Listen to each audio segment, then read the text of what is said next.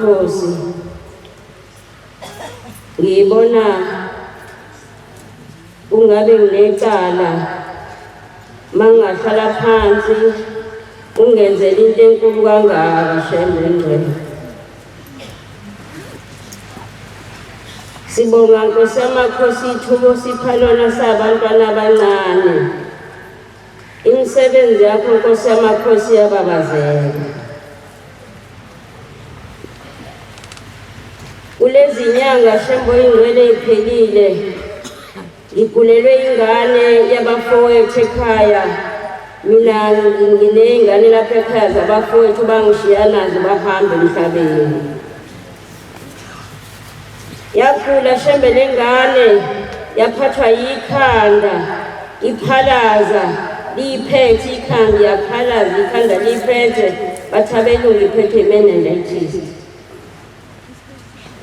Uthenge elinye ilanga ukudla ingasakudli Nkosi yamakhosi.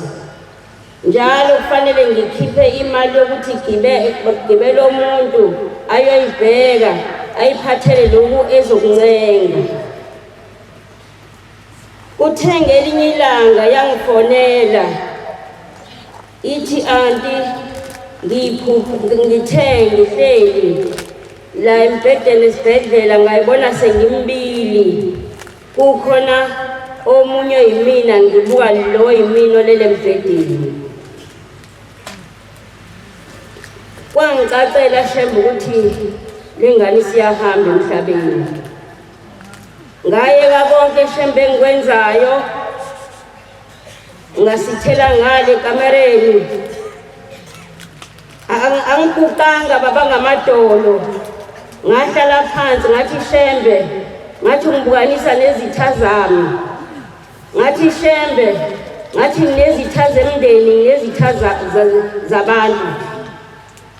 Uma ukuthi shembe usuvuma lengane ihambe abafowethu abathatha ngokulamana kwabo sebeqala ungenisa oshekasi nalezi ingane ongishiye nazo njengoba zila ko7 usuqala ukuqala ngayo leyo kuqala uyayithatha mina. Shemba ngazi ukuthi ngabonga ngithini. Ngithi mhlawumbe kube sekhona abazali bami ngabibona bazi ukuthi uNkulunkulu ubongwa kanjani. Akuphelanga shembe isikhathi esingakanani ngaphinde ngafona ngambuza ngathi kunjani. Wathi hayi anti ngiyaphila ngoba kuyena ngathi hayi uNkulunkulu bezokuphilisa ngani yami. Wathi hayi anti anginalutho. Kuhambe insuku elele khona esibhedlela.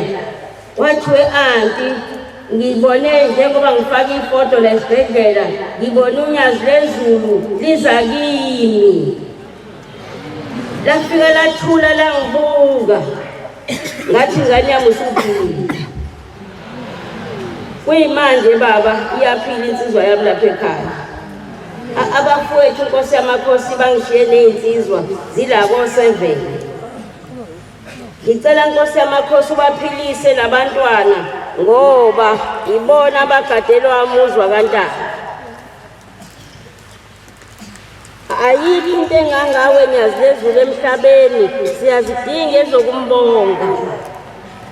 Ufika uNkulunkulu ezikoleni izingane zikweleta isikole kodwa zithi mase zithi kuthiwe wena wakho. Kanti onjalo uNkulunkulu esimlandelayo. Siyacela Shembe usiphe Nkosi yamakhosi uthando, sikuthande njalo size singasuki kuwe sambele kuwe njengabazali bethu. Ngibonge Nkosi yamakhosi kuthiwa kumnandi ukuhlekwa noma ungahleka uzukhale kodwa ekugcineni uShembe unecebo la. Ngiyakhumbula Shembe ngihlekwa ngomuzi wakithi mina nginabo abazali futhi noma ngabe bakhona njengamanje ngabe bangakanani njengoba nami sengimngaka nje. Ngiyakhumbula Nkosi yamakhosi ngihlekwa ngomuzi ngeyindonga zakithi, ngihlekwa nangeyicapha zakithi eyiwayo. Kodwa engangiye ngikusho mangihlekwa ngangithi Shembe uyabona ngoba wena Nkosi yamakhosi abazali bami mabeshiye izikweleti zomsamo kufanele ngiqede zona ngaphambi kokuthi ngakho umuzi kababa. Nangempela Shembe wangiqedisa izikweleti zabazali, wafika umama ngephupho bayayifikela mina bamabazali kumina athi ngicela ukuthi mntanami. Wafika umama ngephupho wathi ucela ngimakhele indlu yakhe ngayakha ngayiqeda. Waphinda wafika wacela enye ngayakha ngayiqeda. Namanje Shembe udaka lonke ngiyalwisa ngilwa nokuthi ngifaka ama-blocks. Sengilwisile Shembe Nkosi oluningi ungithwele nyazi lezulu ngoba kuphe engikwenza ngingakucelanga kuwe. Kuphela Shembe sipho ukuqonda sikwazi ukuthi ungubani. Makhosazana ngiyeke umbhobho unganikhulumanga nani nginiyale ngoba saphi ukuthi siniyale. Uthi uMshumayeli Mkhwanazi abafana bayawenza umsebenzi wabo kodwa thina wethu asiwenza umsebenzi. Makhosazana uma abafana benjaha balekayo usho njalo uMshumayeli Mkhwanazi. Inkosi ayisikhumbule makhosazana siwazi umthetho kaShembe ukuthi unjani. Singathi mase siphumile esikholi bese wenza into engalungile sengathi awuyazi umthetho wasesikole uyazi. Iduku elimhlophe alifakwa umuntu oseyintethelelo noma ngabe kuthi uyashada. Ngoba iduku elimhlophe lithengelwa intombi, lithengwa wo-anti, lithengelwa inkosazana eyoshada. Uma uyintethelela iduku elimhlophe awulifaki ufaka umnqwazi. Ucu futhi umkhonyana akabusalifaka ucu ngoba phela wena usufaka isikipha nje. Ucu selingamkile. Manje lesikhathi nina nifaka ucu noma ngala unkosi ubaba ufaka ucu umama usina ngesikipha sekukhomba ukuthi manje umthetho awusekho ucu lwentombi. Makhosazana seninomkhubo ukuthi manje niqome ngaphandle nimisa amaduku. Intombi yakuleli bandla elimisa iduku. Bese niyabuya niza ko-anti nizoganana ngokusemthethweni kodwa emakhaya iduku ushiya umisa iduku wena. Kanti unjani lokho sekukhona manje? Nithanda ukutrenda isikhathi esiningi nangento engekho emthethweni. Kukhona okubuhlungu ngoba kuze kwathi uAntaka uyakwazi. Angikaze ngizwe kuthiwa mina umuntu masefaka inansuku ehlaza uyathulwa. Inansuku ebuhlaza ithulwa umuntu ngoba eseney'ngane zakhe ey'balela ukuthi zingaki. Umthetho wokuzwa ko-anti mangaziwa ukuthi kuhlangane kuyothulwa inansuka, akukaze kwenzeke lokho. Inkosazana ithulwa kanye inansuka umphathi wayo ayithule yise eParadesi. Useyithulile inansuka emhlophe useyifaka lehlaza. Enjani lethulwayo?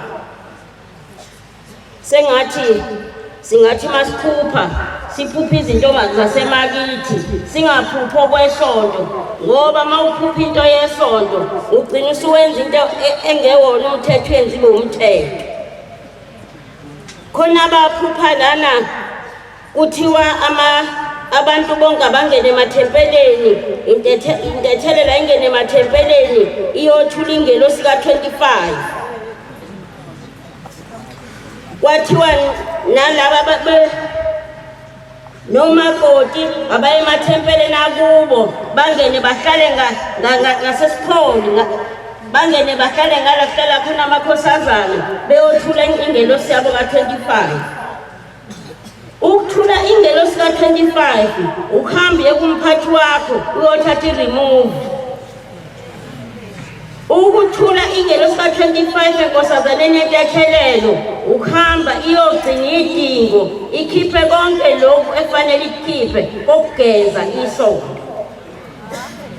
Lokhu sekwenziwa ngokuthi kuzohanjwa kuyohlala namakhosazana. Uhlala kanjani namakhosazana usuwumama? Ngoba indawo yamakhosazana eyamakhosazana akuyona eyomama. Makhosazana njengoba sohamba kuyiwe entanda, inkosi izosho ukuthi ngosuku oluthile siye entanda. Lapho uthingo niyalazi lisho ukuthini? Uthi ngayona into yokudlala. Mina ngiyafisa ngelinye ilanga nisondele ko-anti nibuze ukuthi uthingo luyini, ngoba lokungazi kugcina sesenza izinto ngokuphapha nangokuqina, ngoba phela lolu thingo vese asilwazi ukuthi luyini. Sengathi uNkulunkulu asekuphakameni unyazi lezulu lungasikhumbula ey'ntweni zonke zethu esizenzayo amakhosazana, ngoba kahle kahle siyinto enkulu ebandleni. Ngoba kuthiwa ngisho ithempeli bangenazi intombi akulona ithempeli lelo, kodwa siyiphethe thina kahle ngokufanele na. Ukuhamba kwethu akubukeke emakhosazana, ngoba ungakwenza okwenzayo kodwa umgwaqo uyakhuluma. Ngisho umzali wakhe angakufihla athi wena right, kodwa umgwaqo uyakhuluma. Futhi ngeke nkosazana yami ufike kula ebuhleni ngoJulayi nangoJanuwari kuthiwe wena uzoqala ukuqoma lana, nangakini usuke uqomile. Sengathi singayiphatha kahle amakhosazana, sizazi ukuthi sibangakanani uNkulunkulu wasekuphakameni. Kuyimanje nje imicimbi yethu mningi, sishintsha amabala kubukelwa thina, kodwa thina siyibona singento yalutho, ngoba kufanele siyithande thina. Akekho umzali okathi mayegona ingane athi koba yiphaka nje lokhu, uthi koba udokotela lokhu, koba ummeli lokhu, ngoba ubheke into enkulu kuwe. Asingadayisi ngento enkulu kangaka eyenza abazali bethu babatshazwe emakhaya, ukhulekwe ngaye esangweni kini kuthiwe baba, kodwa wena uyidayise ngaphandle kwesenti. Ufika abantu umuntu nje ayikhaphaze into enkulu kangaka yenza ubaba wakho abe mkhulu, kodwa wena uyazi ukuthi ubani. Makhosazana, angicela ukungadli isikhathi bantakwethu, kodwa bengenzela ukuthi ngeke nginganiyali, ngoba kubalulekile ukuthi masikhuluma sihlale siniyala ngaso sonke isikhathi, ngoba niyadinga ukutshelwa ngaso sonke isikhathi. Inkosi ibusise nikhulile.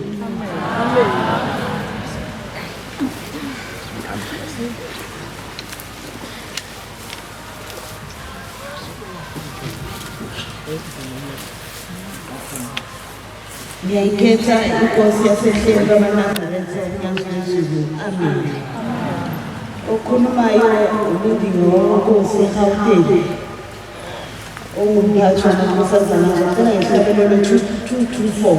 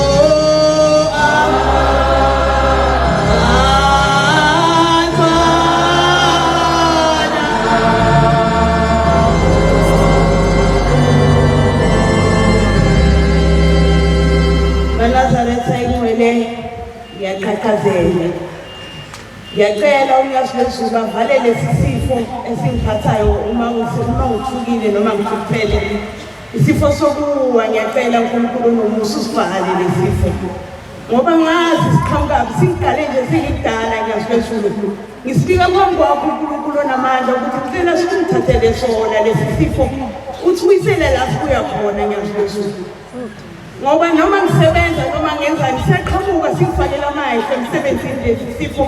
Cela uvale inyembezi Nkazulu sibuye eGauteng ngaphansi kwamfundisi uKhalazi uNdlomo ngaphansi kwamfundisi uNdebele.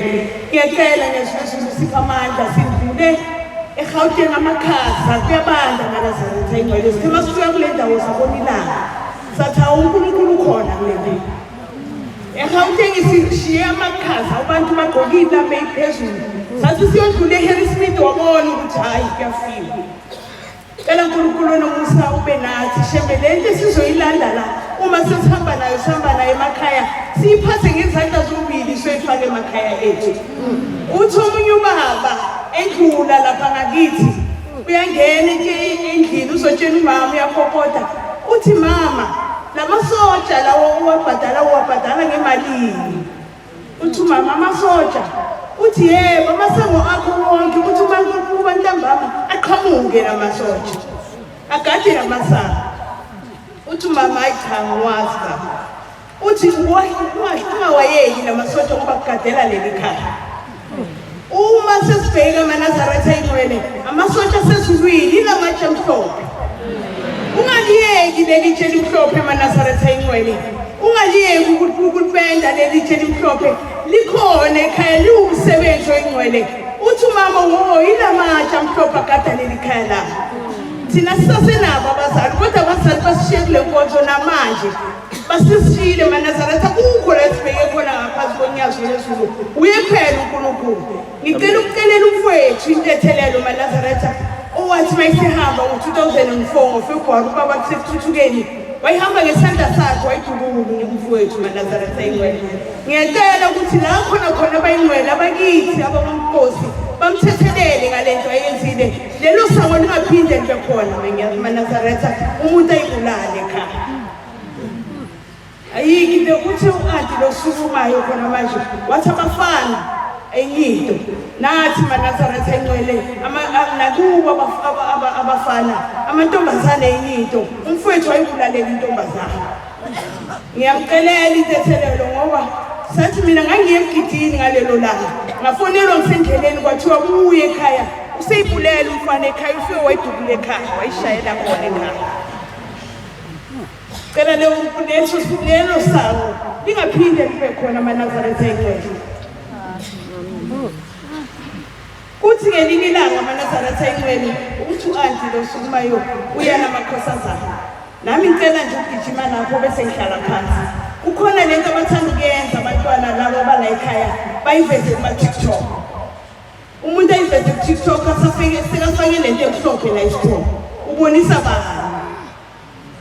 Ubonisa bani leyo nto ngoba yakho lo mfihla kuseyakho. Uma sebekulanda labantu ngoba yabona impilo siphila namhlanje ikhulu kanjani.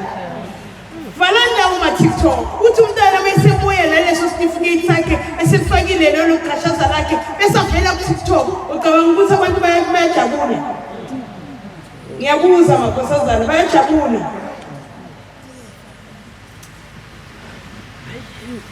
Uthi ngelinye ilanga aManazaretha Engcwele ngicela umalume wakho ngizozunzana ngiyaqhaqhazela ngosheshe ngihlale phansi eNazaretha ungeke ufike sukusuke lento le. Uthi lo mzala wami uthi bafuna umuntu lapha emsebenzini ozosebenza khona. Uyangithatha ngoDisemba ngoba lo muntu oyesebenza khona akasekho eNazaretha uhambile uye ekhaya uthatha leave. Uthi bafuna umuntu nje asambe mzala. Hayi umzala wami lo uyi-security lapha asebenza khona. Uyangithatha ekuseni ngivuka naye. Ngiyacabanga ngithi hey kodwa ngiyenza lo msebenzi. Hayi kodwa ngavuka eNazaretha Engcwele ngahamba. Ungabusa umsebenzi ngowuthatha wonke ubegcine emshengu ubhala incwadi ngawe.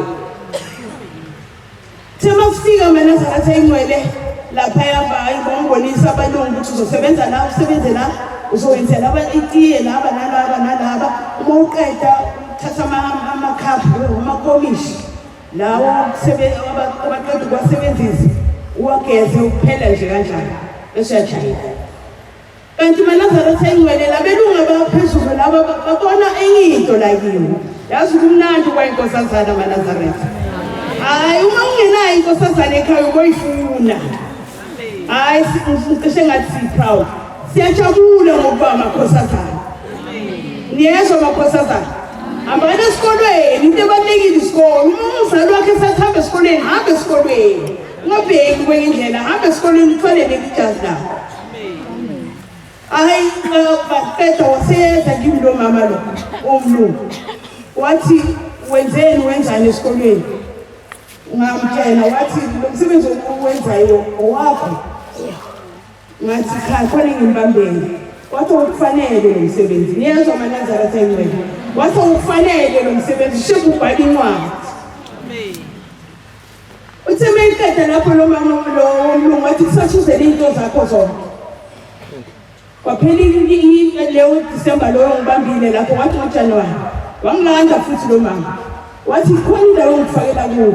Namhlanje ngina 21 years se-ABSA eNazaretha Engcwele.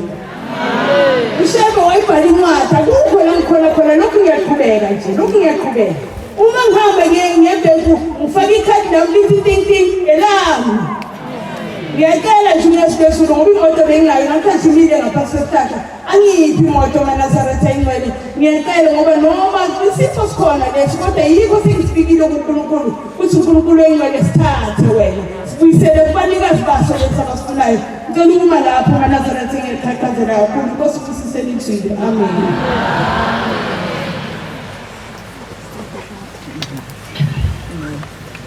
Malumkhethe unyawo.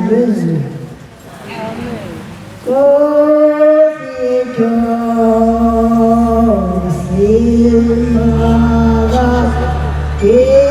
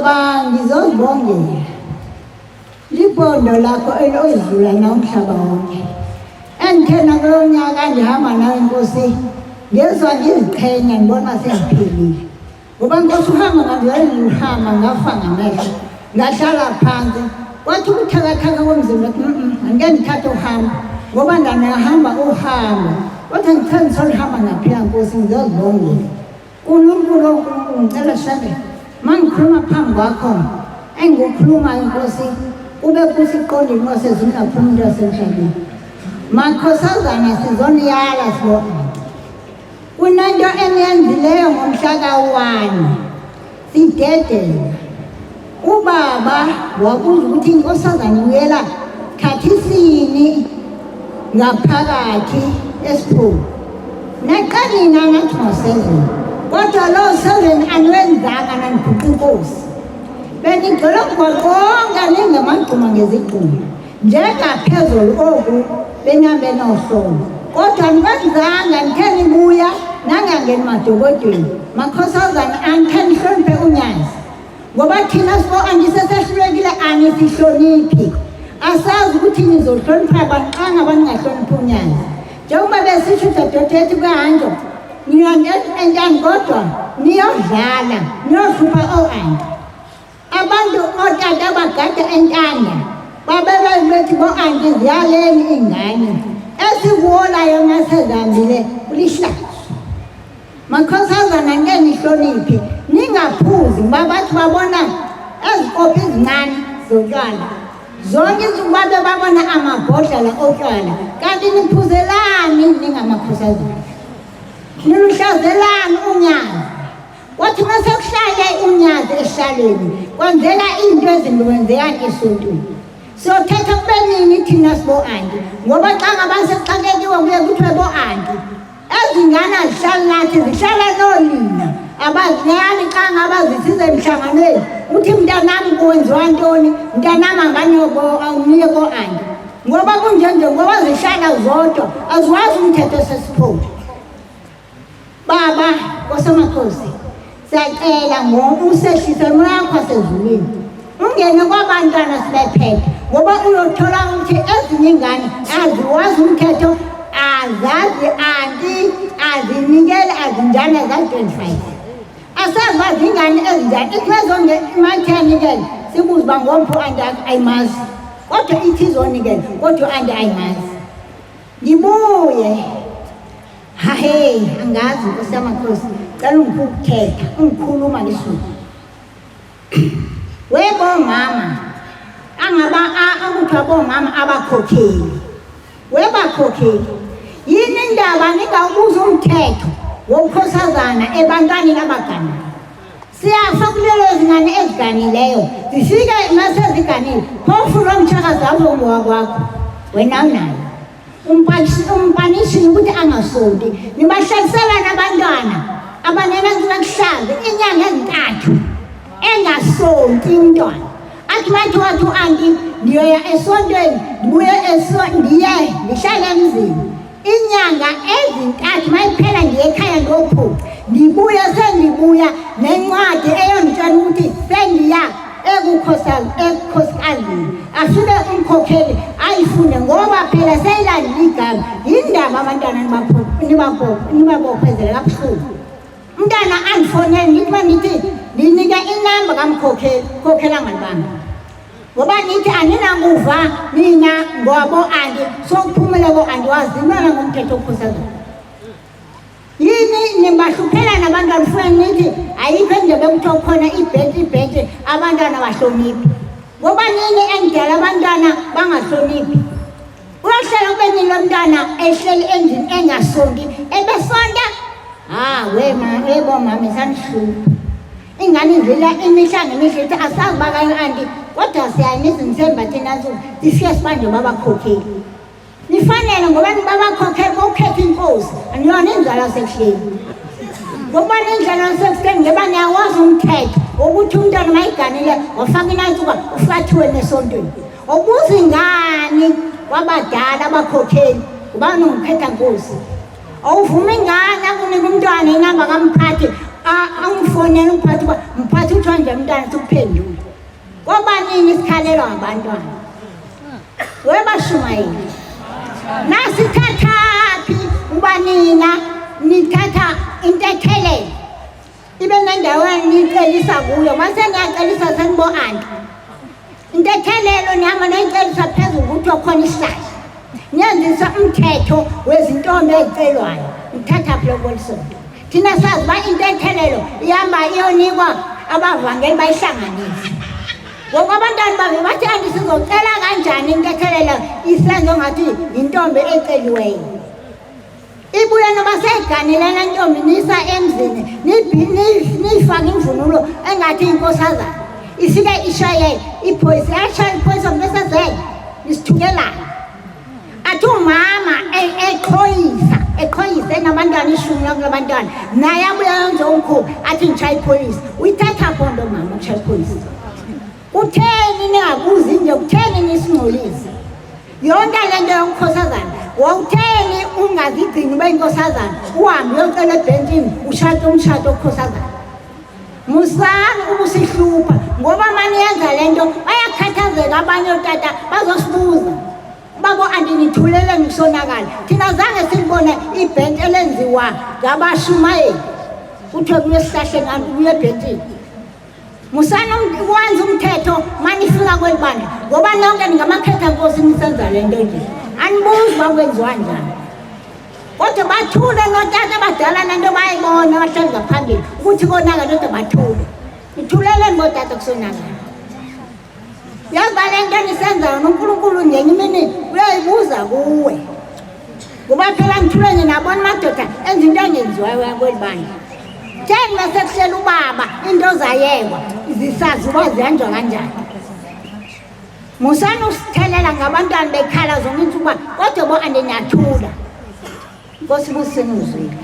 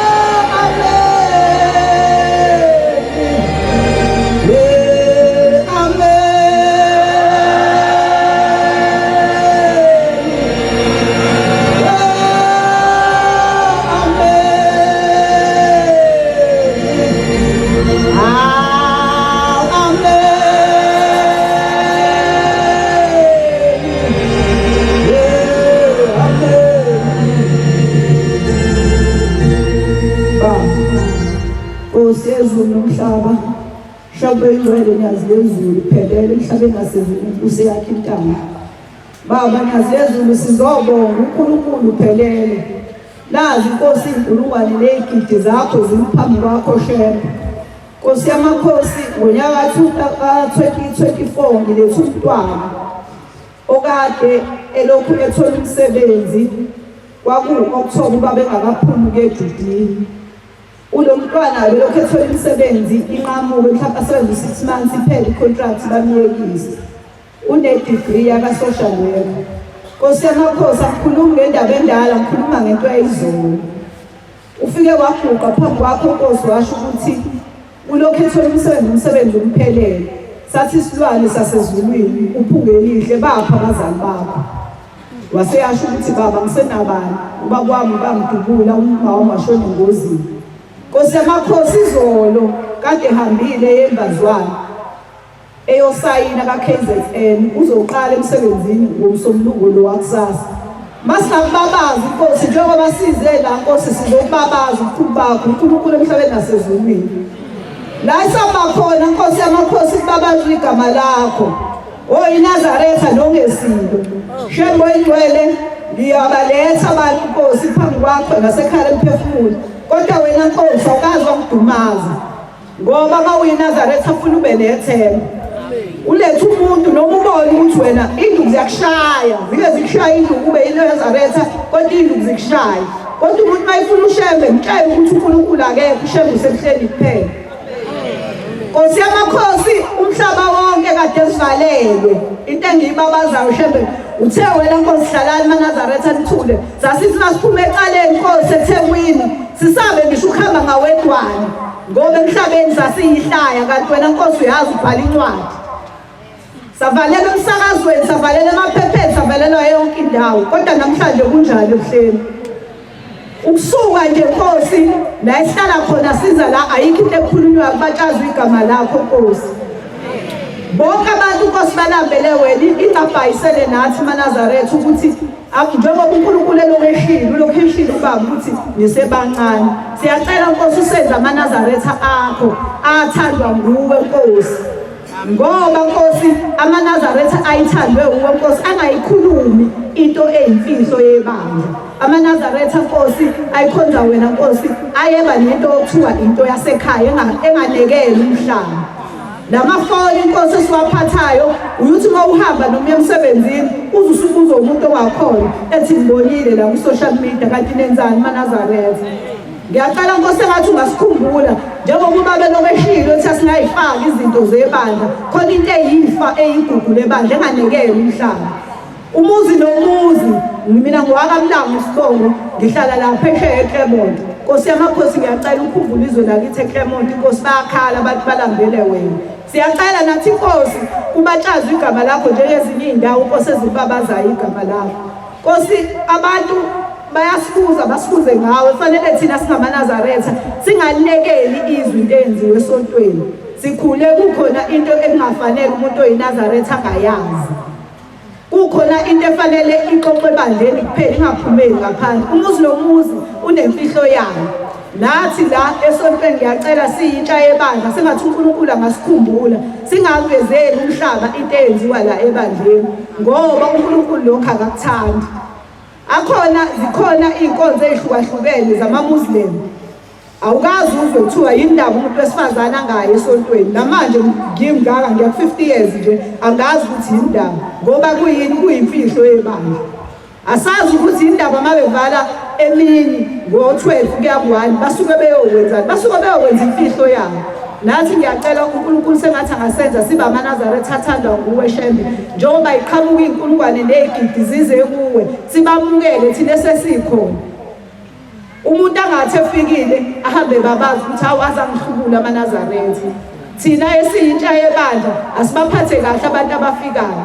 Makhosazana sesizohamba siyokwenza umsebenzi kaNkulunkulu asenze sikuthunyiwe abazali bethu senze nesikuthunyiwe o-anti bethu. Njengoba kuzohanjwa kuwe emgidini nje umuntu akenza into ayisukele ekhaya. Abazali basigibelisa ngey'mali ey'nkulu bathenga iy'mvunulo mase sisemgidini sibuyisele yangelosi okwakuthi makugidwa kusukuma abantu abagulayo abahlele ey'hlalweni. Eminyakeni sikhulu ukugula kade sibuka umuntu mayigula athathwe ngesihlalo ayobekwa phambi komgidi asinde umuntu yashonaphi leyo ngelosi.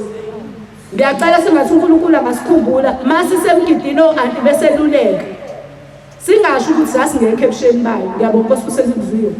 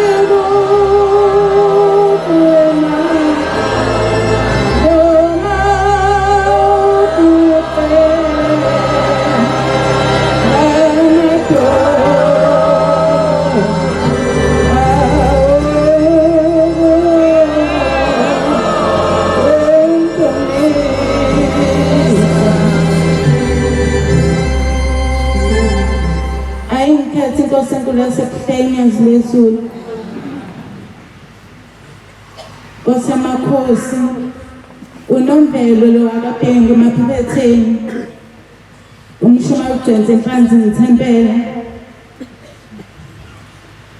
Nkosezulu ngibonga ithuba ongipha lona osipha lona singabatwana abancane baba nginovalo ngiyesaba ngiyacela ngiqashembe ngiphe isibindi Nkosezulu nomhlaba ngiphakamela ukubonga Nkosi yezulu ngake ngalithola ithuba lokuguqa phambi kwakho Jehova 2024 ngangiguqe lapha ngicela Nkosi yezulu ukube ukhumbule umfowethu omdala Jehova ehleze ekhaya engasebenzi Nkosi yezulu ngoDisemba walowo nyaka shembe ingcwele wamupha umsebenzi awudinga Nkosi yezulu umhlaba ngiphinde ngibongela umfowethu omncane kwathi ngelinye ilanga engitshela ezidadewethu ngihlezi ekhaya isimo sinzima angisebenzi ngiyafisa ukuthi ngiyobika enkosini ebuhleni ngithi mfowethu kulungile ungaya kobika uyothola lokho okudingayo kuNkulunkulu Nkosi yezulu kwathi ngelinye ilanga sasihamba naye ngemoto sasibathatha emotini sihamba khona sasilandile la ebuhleni siphuthuma nje kakhulu sathi masiya egarage sesiphuma segarage ohlanga kanti Nkosi yezulu ngalolo suku wawuphuma nomhlangano uhamba Nkosi yezulu wathi mawuqhamuka Nkosi wangena egarage ohlanga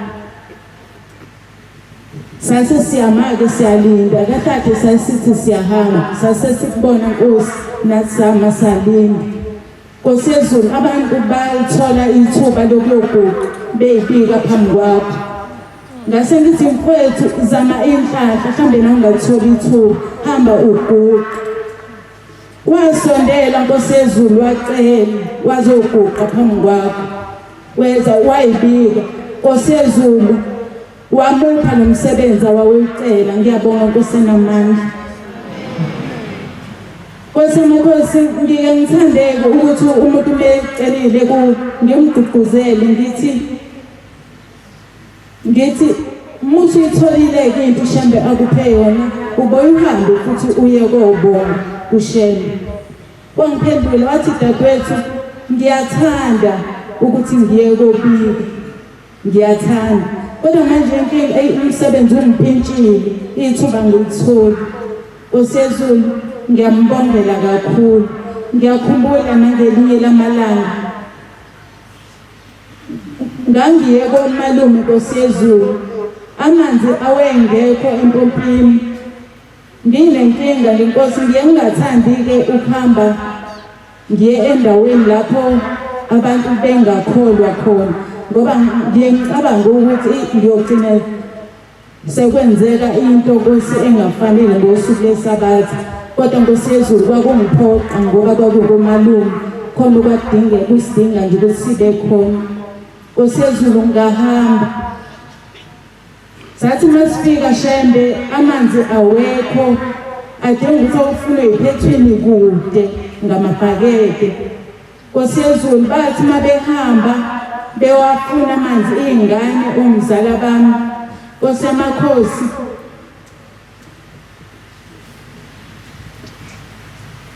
ngangimile egcekeni khona komalume ngixakwa yilokuthi ngiyabuza ukuthi ngeke ngikwazi Shembe lokho amanzi ngeSabatha mina Nkosi yamakhosi bahamba wakhuluma uAntwani Nkosi wathi hamba nawe nomveli bazothini laba abanqungayo emfuleni ngathi mina iSabatha angeke ngikwazi ukuya emfuleni wathi bazophatheka kabi hamba Nkosi yezulu kwantwele ezansi kimi yonke into bengingayazi egcekeni ukuthi ngizokwenza njani Nkosi yamakhosi kukhona isigqobo sikampompi esilosimile nje egcekeni ngiyabuza amanzi agcina nini ukuphuma kulompompi wathi anti sekuneminyaka asisawazi amanzi kulompompi ngathi Shembe ngizozishana wathi angithandi ukuyokha amanzi ngeSabatha Nkosi yezulu nomhlaba ngabe ngakhuluma ngilapha egcekeni ngathi Shembe nyazulezulu wabuyisa amanzi kulompompi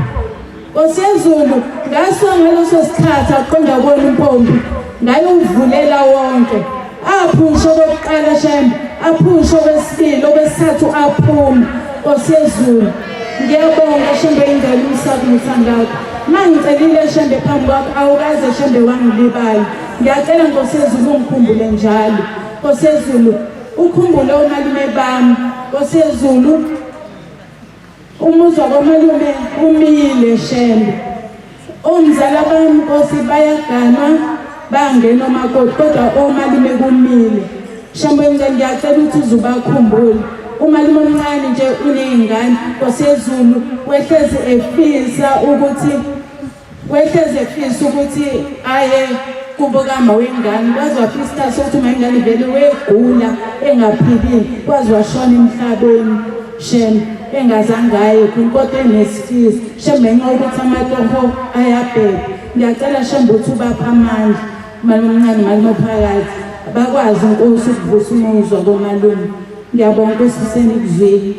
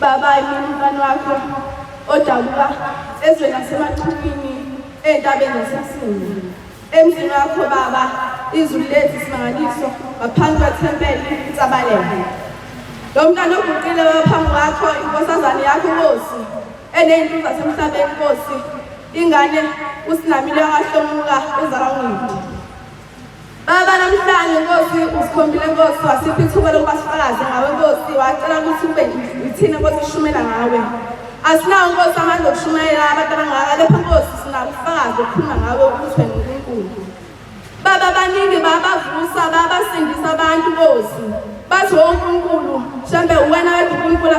emhlabeni uwena wedwa olovusa umuntu ongasekho emhlabeni.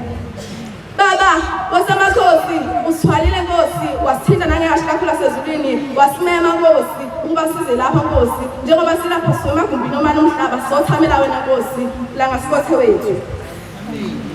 Baba siyacela Nkosi ukuthi njengoba silapha Nkosi usibheke sonke usilobe silise izwi lakho sisukele emazweni akithi umshumayeli mekhuluma sithule sivumele phakakushona.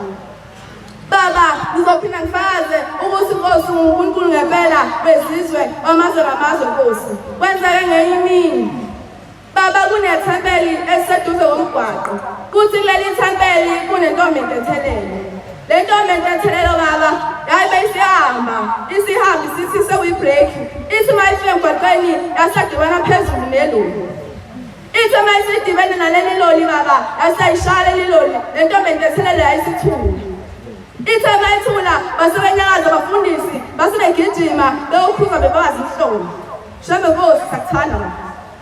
Ithe bangabe sekunjalo abafundisi basebethandaza basishaya ungashiyi shembe ezweni izothiwani umuntu ohamba ngesabatha. Kepha Jehova bathe bekhala belila Nkosi wasuthulela Nkosi kodwa Nkosi wawubezwa. Basebethi bathandaza babehambela belahla amathemba beqala abantu bekhuluma bethi nakho-ke baphenduka ogodla icansi kanti kubuye kufe nabantu bezesontweni. Nkosi usikhumbule kusesenjalo wasekubizwa abantu babezothatha intombazane intombi entethelelo. Kusesebeyithathile isemontweni basebebona senginyakaza shabe masingathi uNkulunkulu sothuba. Negama lokuthi shambe sithi uNkulunkulu ngaselincane kakhulu ngoba sengathi igama isedume kakhulu emhlabeni awusafanele ukuba uNkulunkulu kufanele Nkosi sikhiphele igama elithi kufanele sibize ngani umkhulu shembe. Kuthe sekunjalo yayisinyakaza intombi entethelelo yayisiphuma. Ithe mayisiphuma baba yayisikhuluma indaba yathi ngizele lonke ibandla mina ngingumfazi ngizokhuluma ngoshembe. Nkosi khona ezulwini nasemhlabeni ukhona. Nkosi ngicela usigeze izono usigeze insila mangabe sakhona insila yasesihogweni Nkosi usifake nathi Nkosi ezulwini siyathanda Nkosi uba nawe. Kuthe masekunjalo baba yayisibiza abantu yayisibachazela yathi mina bengingale ngifike ushembe. Nkosi kuthiwa khona wena ngale akekho futhi omunye walo wabuya wathi ufike ini bonke bathi bafike unyazi bezulu. Nkosi uphile emhlabeni nasezulwini. Amen. Kuthe sekunjalo baba yayisikhuluma le ntombi entethelelo yayisithi mina ngihambile noshembe ngahamba ngale wenzayo Nkosi yazi uba wawukhona. Ithi mayifike ngale ithi ngibese ngibona ushembe uthi mangimbona ngase ngibona abantu emadleleni ehlaza begcwele ithempeli kodwa ngithema ngibabuka ehle ngaphansi ngase ngibona phezulu abagijima phebe ehlahla. Uthi ngithama ngibuza ngathi kodwa Nkosi ngabanjani abagijima phebe ehlahla uthi ngase ngivele ukusaba ngase ngibuza Nkosi. Ubese uphendula wena mlomo ungathethi manje. Uthama uyiphendula wasuthi laba abahlezi ngaphansi kwehlahla imndeni yabagijima isabatha laba abangaphezulu imndeni yabagijima ngesabatha. Nkosi sisuke emazweni asemakithi sicelile kwabakithi ukuthi njengoba sihamba siwagilela isabatha siwenza wonke into. Njengoba sibe namathele kithi noma benjalo noma ungasasikhumbula ngathi ukhumbule wena nathi sodwa lapho sandele ngawethu. Kuthe sekunjalo wasubachazela ithi le ntombi mayikhuluma ithi mina emhlabeni sengiyahamba bengizondlulisela lelo lwazi. Manazaretha ushembe usithandile usimemile emazweni ethu wasikhuluma wasivikela zonke ngozi nifefana usehlela siyabonga nyazi lezulu. Amen. Baba nami ngizocela ukubonga into sezelela lapha kithi. Ubaba ubesegula wagula waze wangabe sawazenza lutho asengibona ukuthi ubaba usihambile kwase kutatazela ekhala ukuze umama esibone ekhaya. Uthe bayekhala wase ngathi ake ngibe isikhathi ngifuna ukwazi isikhathi abakahamba ngaso ngibohle ezihloniphi. Ngithe mangisibeka isikhathi ngathi awushobe kozithwele ngathi ngabe kuyadlala lapho ngeke babe zihambe ke namhlanje ngiphaphame ngo-12 ngathi sinetwaya ngaqonda khona endlini yethu phela ngiyinkosi sani ngiyazazi. Ngithe mangifika ngase ngishaya ngathi mangifika kangishaya ngithobelela Nkosi uyazi ukuthi ngakhuluma kanjani nawe Nkosi ngiyaqonisa. Ngathi shombe Nkosi ulaphi la ekhaya ngoba uyazi ukuthi ayikhona ngiyayangena khona wena shombe thina sithela wena sithi iphinde sithi mafutha senza yonke into yakho shombe ngathi ungasilahlike namhlanje ngathi mina manje ngoJulayi ngifuna ukuya Nkosi uzongipha nemali yokuya mawuthatha manje ngoba ngeke sazi eJulayi. Nkosi ngisase ngikhuleka lapha imoto yayisijikile umfethu esebela lapha esangweni singomthatha emsibhedlela ngathi mina ubaba kwami akayi esibhedlela. Uma ngabe eyasibhedlela koza ngoba uyamthatha ngoba uma uyakhala engathi ungahlalisi ngoba benje ubuzomthatha ngicela engasibhedlela. Ngangithandaza ngangizwa abantu bakithi ngangiyazi zonke ngamsuka ngihamba. Ngathi mina wami umthandazo kushambe uyawuvula. Wathi ngizengakhala inyembe zama abelile phansi shambe nawe uyazi. Ngisema sengifika ngenzansi ngoba bese ngibele emontweni ngazayi ngisangiyowenza ngisibhedlela. Ngase ngithula ngazayi sinamini athi mntanami athi ngiyenzela itiye ngiphuze itiye lakho mina mntanami ngase ngimenzela itiye nginokuthemba ukushabu ngizwile ngempela ngoswangizwa sahamba sayendlini ngenhla safike sabasa kwaze ngasihlela kazange esibhedlela namanje usekhona. Ngiyabonga Nkosi ngicela wehle ngenzansi konke lokhu sengishiyela ukuthi Nkosi abakithi ungabakhiphi ngiyethembela nicabalele ukuthi ungalahli Nkosi ulikhumbule sicela Nkosi uphinde uzashele emzini wafuthi masweni inhlanda zasala babaza Nkosi sifungama ngawe Nkosi kuseni.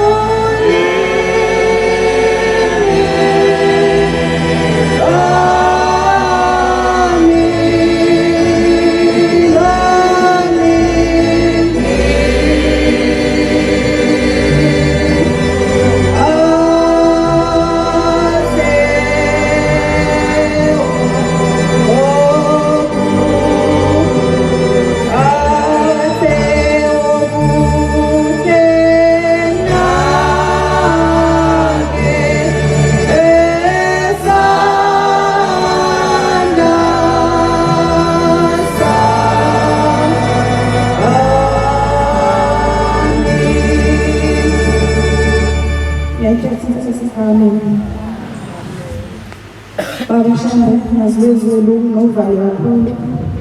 Ngiyacela Nkosi ngiqede uvalo.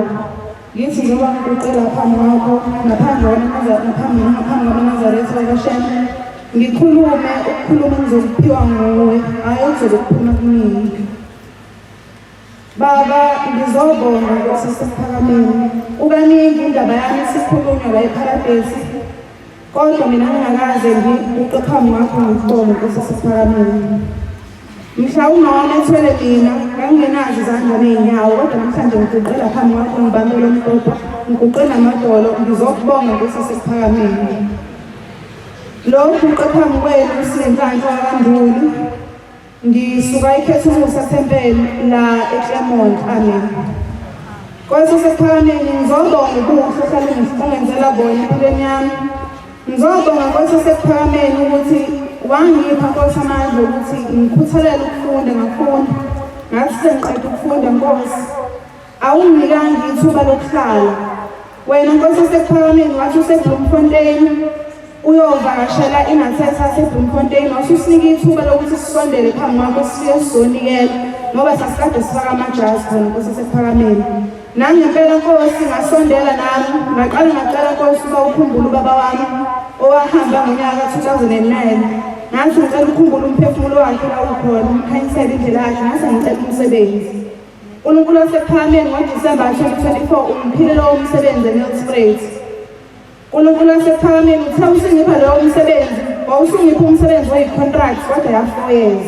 Namanje ngisababazi ukuthi le contract eyiminyaka emingaka Nkosi wasephakameni kakade ngangiyithathephi. Ngiyacela Nkosi ukuthi noma sebeyivuselela Nkosi baphinde bayivuselele bayenze le-permanent. Amen. Ngiyacela Nkosi ukuthi ukuguqa kwami laphambi kwakho kuba ukulotshwa kwabakithi emazulwini, kulotshwa umndeni wami kaNduli, kulotshwa umndeni wami komalume komsoli. Bonke ubakhumbule uNkulunkulu wasephakameni. Uthe sizokwenza njengoba siyila sebesiyalilo anti ukuthi sizoya eNtanda, sizoya nasemgidini, sizohlala phansi komuzi wakho oyingcwele. Uthe sizokwenza phansi kwalo muzi wakho Nkosi wasephakameni kuba okufanele. Baba ngiyazilezulu kuthiwa ngelinye ilanga useParadise.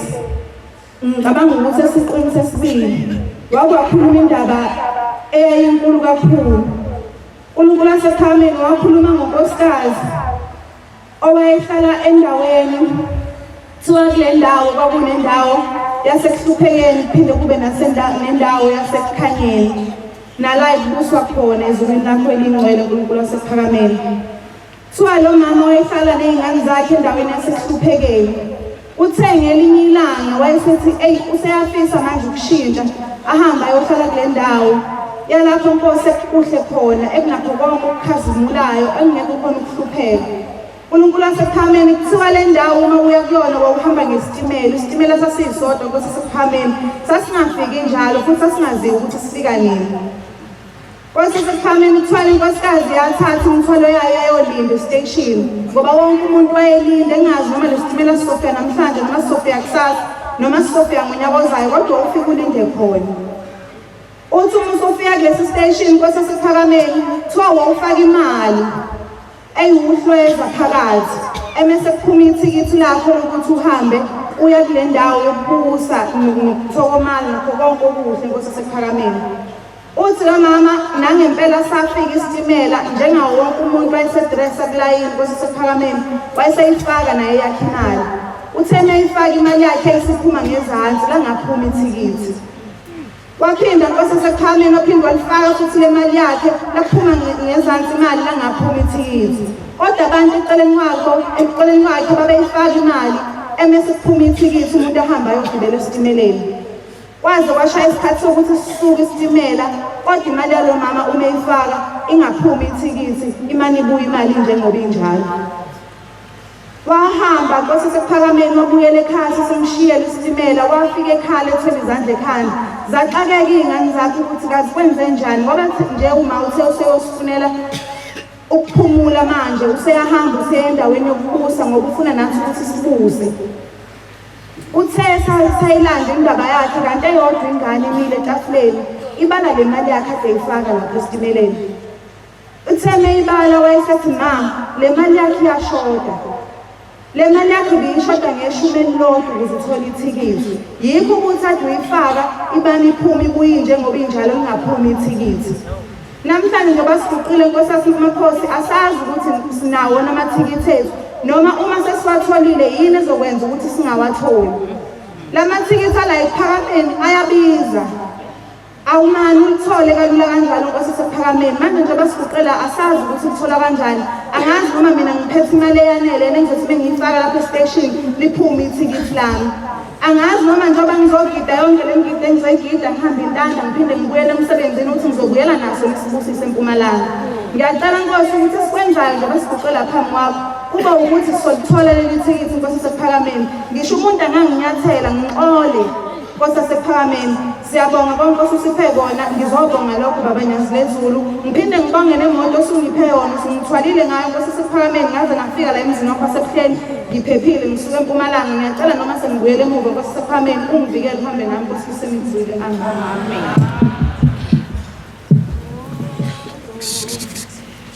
Siyabonga ufaza ukuthi usiphiwe indaba ephele Nkosi zibongisisa.